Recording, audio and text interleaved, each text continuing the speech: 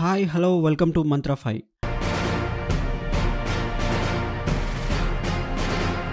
ఆంధ్రప్రదేశ్లో ఎన్నికలు నెల రోజుల వ్యవధిలోకి వచ్చేశాయి. అయితే రాష్ట్ర ప్రజలు మాత్రం ఇంకా నెల రోజుల అని నిట్టూరిస్తున్నారు.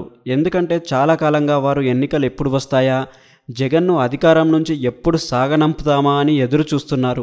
అందుకే ఏడాదికి ముందే ప్రభుత్వ సలహాదారుడు సజ్జల రామకృష్ణారెడ్డి ముందస్తు ఎన్నికల గురించి ప్రస్తావించినప్పుడు జనం హర్షం వ్యక్తం చేశారు. ఆ తర్వాత కనీసం తెలంగాణ అసెంబ్లీ ఎన్నికలతో పాటైనా ఏపీ అసెంబ్లీకి కూడా ఎన్నికలు జరగకపోతాయా అని ఆశపడ్డారు. సరే, అవేమీ కార్యరూపం దాల్చలేదు. ఓటమి భయమో మరో కారణమో జగన్ ముందస్తుపై ముచ్చటపడలేదు. ఇప్పుడు ఇంకా సమయం వచ్చేసింది. 2019లో జగన్కు రాష్ట్రంలో 5 ఏళ్ల అధికారం అప్పగిస్తూ ప్రజలిచ్చిన తీర్పు గడువు ముగింపునకు వచ్చింది.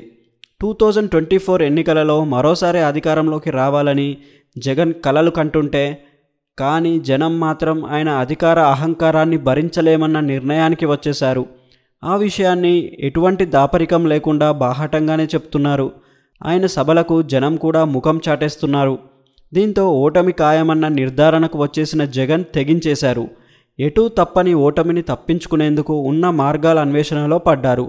ఆ అన్వేషణలో భాగంగానే హత్యాయత్నం అంటే సెంటిమెంట్ ఆయుధాన్ని ప్రయోగించారు. అయితే జనం మనసులో కోడికత్తి డ్రామా సజీవంగా ఉండడంతో కోడికత్తి 2 అదే గులకరాయి తాడితో హత్యాయత్నం డ్రామా రక్తి కట్టించడం మాట అటుంచి నవ్వుల పాలయ్యాడు. జగన్ను నవ్వుల పాలు చేసింది సొమ్ముల కోసమే జనం జగన్ సభలకు వస్తున్నారని పోలీస్ విచారణ సాక్షిగా తేలిపోయింది. దీంతో జగన్ ఎన్నికల గండాన్ని గట్టెక్కేందుకు ఇంకేం చేయాలో తెలియని అయోమయంలో పడిపోయారు. మరిన్ని ఇంట్రెస్టింగ్ అప్డేట్స్ కోసం మా ఛానల్ని లైక్ చేయండి, షేర్ చేయండి మరియు సబ్స్క్రైబ్ చేయండి.